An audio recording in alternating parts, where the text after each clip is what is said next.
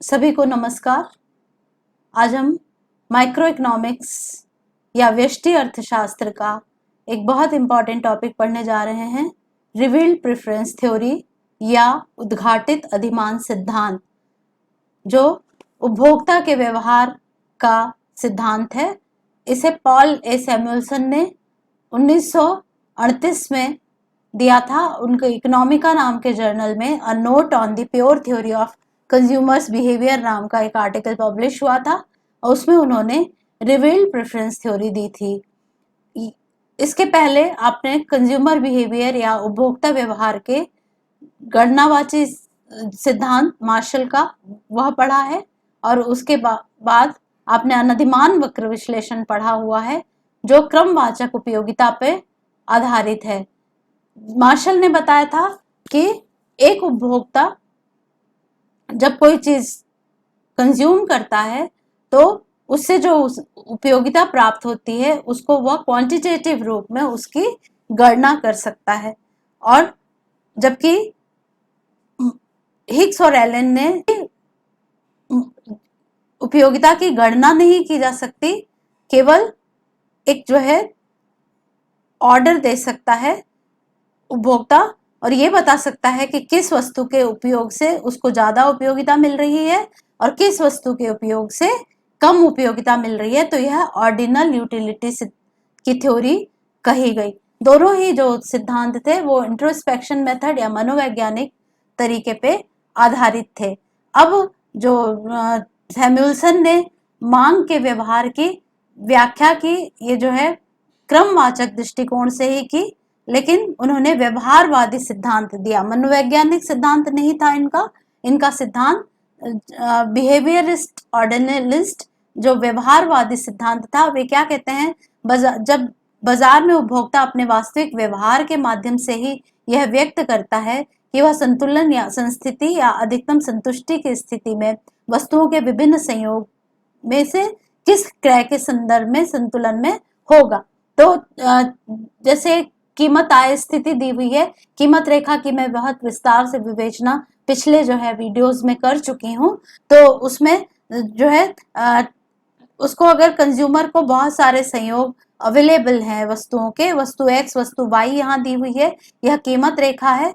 कीमत रेखा के बारे में बहुत विस्तार से विवेचना की जा चुकी है, तो मैं यह समझती हूँ कि कीमत रेखा का कॉन्सेप्ट आप सभी को बहुत अच्छी तरह से क्लियर होगा।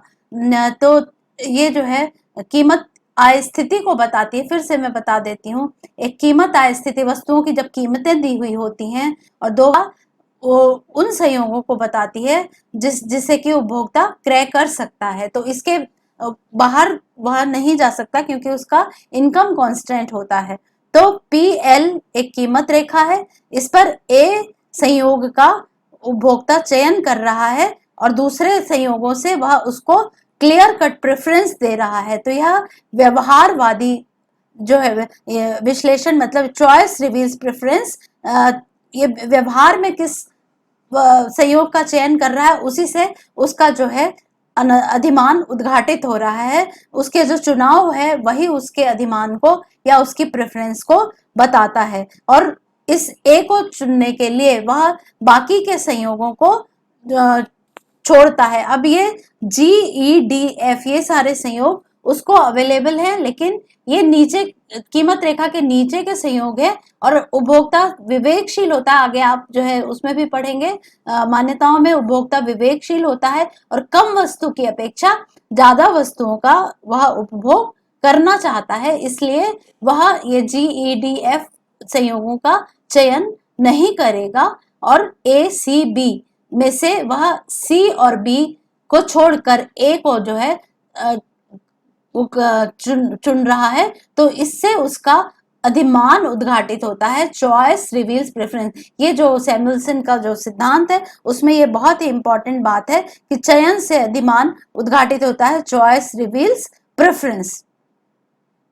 प्रेफरेंस हाइपोथेसिस है, चयन अधिमान choice reveals preference. Strong ordering की धारणा इन्होंने की है। स्ट्रॉन्ग ऑर्डरिंग में यह माना जाता है कि विभिन्न संयोगों के मध्य उपभोक्ता उदासीन नहीं हो सकता, और जबकि पिछले जो है आपने इंडिफरेंस कर्व थ्योरी में पढ़ा था जो निर्बल क्रमबद्धता होती है, वीक ऑर्डरिंग, उसमें माना जाता है कि विभिन्न संयोगों के मध्य उदासीन भी हो सकता है। अब नदीमान वक्र विश्लेषण में यह उसका जो कॉन्सेप्ट है वही यह बताता है कि विभिन्न संयोगों को वस्तुओं के विभिन्न संयोगों को दर्शाने वाला वक्र जिनके प्रति उपभोक्ता उदासीन होता है। तो ये उदासीनता की मान्यता को ये उद्घाटित अधिमान सिद्धांत में या प्रकटित अधिमान सिद्धांत या रिवील्ड प्रेफरेंस थ्योरी में ये जो इंडिफरेंस का जो कॉन्सेप्ट है या उदासीनता का कॉन्सेप्ट है, इसको सैमुअलसन ने त्याग दिया।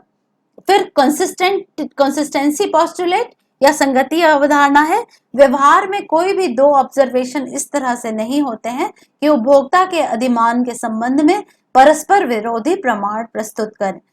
कंसिस्टेंसी रहती है।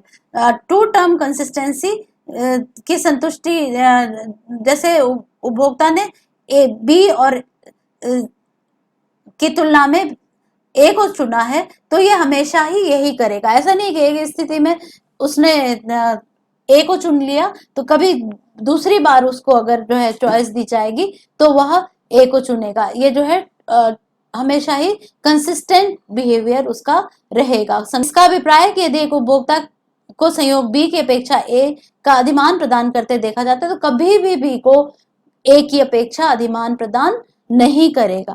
उपभोक्ता के अधिमान सकर्मक होते हैं, ट्रांजिटिव होते हैं। यदि उपभोक्ता बी संयोग की अपेक्षा ए को अधिमान प्रदान कर रहा है और सी संयोग की अपेक्षा बी को अधिमान प्रदान कर रहा है तो सी की अपेक्षा ए को अवश्य अधिमान प्रदान करेगा। मतलब अगर B, if A is greater than B and B is greater than C तो always A will be greater than C, मतलब उसका जो प्रेफरेंस है वह सी की तुलना में ज्यादा होगा। उपभोक्ता विवेकपूर्ण व्यवहार करता है, अर्थात वह कम वस्तु की तुलना में संयोग है उनको नहीं चुनेगा। और यह मान्यता, ये इसकी जो विवेकशीलता की यह मान्यता जो है, इस मान्यता से कम कठोर है कि उपभोक्ता ज्यादा ऊंचे से ऊंचे अनधिमान वक्र पर पहुंचना चाहता है। तो ये लोअर कॉम्बिनेशंस है और ये ए बी सी। अब फिर से मैं बताती हूँ, कंसिस्टेंट है कि ए को अगर वो बी की तुलना में अगर चुन रहा है तो कभी भी बी को ए की तुलना में नहीं चुनेगा, और बी अगर सी की तुलना में बी को चुन रहा है तो ए और सी अगर अवेलेबल होंगे तो हमेशा ए को चुनेगा, क्योंकि तो ये जो है ट्रांजिटिविटी की मान्यता है, सकर्मकता। तो ये क्या क्या हो गया इसमें आपका, रैशनैलिटी कि वह कम वस्तुओं की तुलना में ज्यादा वस्तुओं को प्रेफर करता है, कंसिस्टेंसी, ट्रांजिटिविटी और रिवील्ड प्रेफरेंस है क्योंकि अपने चॉइस से रिवील्स प्रेफरेंस। तो ये जो है इसकी मान्यताएं हैं। तो अब इससे मांग का नियम कैसे जो है निकाला जा सकता है। मांग का नियम आपको पता है क्या होता है कि किसी वस्तु की कीमत अन्य बातें समान रहें तो किसी वस्तु की कीमत बढ़ने पर उसकी कम मात्रा की मांग की जाती है। तो इसी जो उद्घाटित अधिमान सिद्धांत के द्वारा मांग के नियम का व्युत्पादन हम कैसे करेंगे वो हम देखते हैं। यहाँ पे वस्तु x है, ये वस्तु y है, ये जो है ए बी कीमत रेखा पर वह क्यू संयोग का चयन कर रहा है। अब यदि वस्तु की कीमत बढ़ जाती है तो प्राइस लाइन एसी हो जाएगी शिफ्ट होकर। अब इस स्थिति में उपभोक्ता के पास जो है पैसे रुपए कम हो जाएंगे तो उसको अतिरिक्त रुपया देना पड़ेगा कि वो पहले वाले संयोग को क्रय कर सके। इसको सैमुअलसन कॉस्ट डिफरेंस कहते हैं। तो अब इसके पैरेलल लाइन, ये एसी के पैरेलल लाइन डीई जो क्यू संयोग से गुजरती है, ये खींच इसको जो है ये प्राप्त हो जाती है लागत अंतर या कॉस्ट डिफरेंस के बाद। तो अब उपभोक्ता क्योंकि इन संयोगों को पहले छोड़ चुका है इसलिए वह कभी भी इस एरिया में क्यू ई बी जो ट्रायंगल है इसके अंदर के संयोगों को नहीं चुनेगा। नई कीमत आय स्थिति में जो D E price line reveal कर रही है, तो ये अब कीमत के बढ़ जाने पर डी क्यू पार्ट पे वो जो है किसी संयोग का चयन करेगा, अर्थात जो क्यू पे जो है जितनी मात्रा वो एक्स की खरीद रहा था उससे कम मात्रा खरीदेगा। तो यह जो है कि कीमत के बढ़ जाने पर उपभोक्ता कम वस्तुओं की मांग करता है। पहले हमने कीमत के बढ़ जाने पे देखा था, अब हम कीमत के घट जाने पर देखते हैं। ए बी पे वह क्यू संयोग का क्रय कर रहा था। अब नेक्स्ट इस जो है इसकी कीमत घट गई है, तो ए सी जो है नई प्राइस लाइन हो जाती है। नई प्राइस लाइन ए सी हो गई है। अब इस पे क्यू संयोग का ही वह क्रय कर सके, उससे उतना रुपया वापस ले लिया जाता है। कॉस्ट डिफरेंस कि वह ज्यादा वस्तु का।